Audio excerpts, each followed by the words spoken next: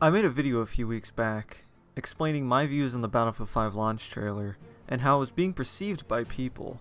Back then I was on board with hating the Battlefield 5 launch trailer and explained that we should just wait for gameplay. Well, the gameplay came and went. Things were starting to look better for Battlefield 5. Fast forward a few weeks and here we are. This is going to be a bit of a rant video because it seems all of YouTube and all of the internet is jumping on this fuck Battlefield 5 hate wagon. People saying, it's Battlefield's fault. Hashtag get woke, go broke. No. It's not Battlefield's fault they're not listening to the pack of wild dogs who claim themselves fans. Battlefield 5's biggest problem right now is its fucking toxic fan base. We can go on and on about the lack of marketing and all this other shit, but the most horrendous thing about this community right now are the people in it. About a week ago, I unsubbed from r/Battlefield because it's become an absolute dung pile, and it seems to be spilling out everywhere. You can't even go into a Battlefield post without seeing one of the following. I'm not buying Battlefield 5, hashtag go woke, go broke. I'm not educated enough to play this game.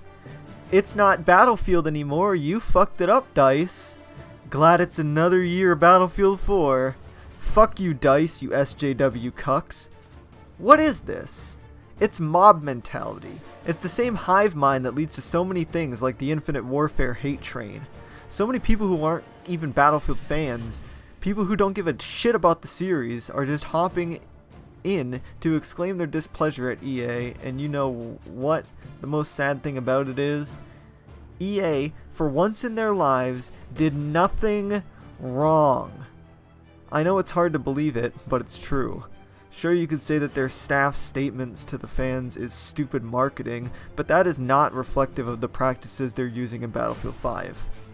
This game has no season pass, no loot boxes. Meanwhile, its biggest competitor, Call of Duty, is having a season pass and loot boxes, which all DLC weapons are random loot drops, and yet nobody's flaming Activision right now. Battlefield 5 also has a multiplayer co-op mode, a single player mode, and Battle Royale. Tons of content, and none of it is paid.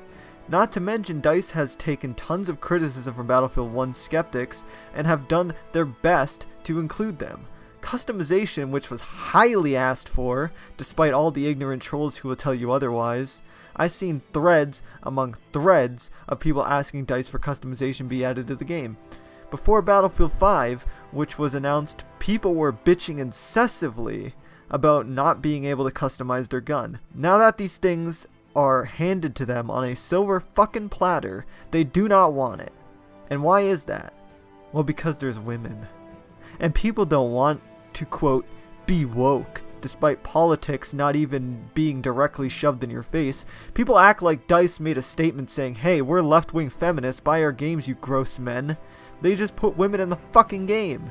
Stop making a mountain out of a goddamn molehill.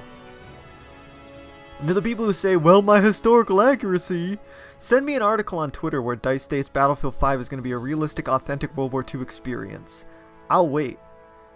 Because the only thing they said the game will be is immersive, which it will be.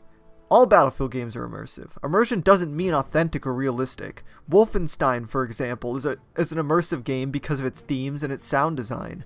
Battlefield 4 is an immersive game because of its visuals and sound design, despite things like floating tanks and fucking railguns. Battlefield 1 is immersive, and it's a World War I shooter where everyone's running around with the Hellriegel, a gun that was never even produced, around battlefields with barely any trenches, surrounded by A7V tanks and airships flying 200 feet from the ground, with black German soldiers fighting on the Western Front, and female snipers on the Russian maps. I'm not saying this shit because I have an inherent problem with any of these games. I'm saying it to illustrate the point that a game set in a historical time period doesn't need to be realistic to be immersive. So don't act like that's what they meant when they said it. I refuse to sit and let the slew of big YouTubers and idiotic sheeple tell me I'm a sheep and a cuck for looking forward to a game and a series that I love, because I refuse to be falsely upset about something that doesn't change the gameplay in any fucking way. When in reality, the biggest sheep right now are the lynch mob burning down any bit of excitement for this game. Let people enjoy things. If you aren't interested in the game, that's completely fine.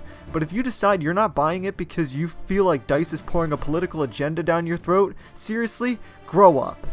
You're making a mountain out of a molehill, like I said before, and to quote the EA executives, just don't buy the game and move on, because your voice isn't going to make them change things, and quite frankly, it shouldn't. They busted their ass on character models that you hate.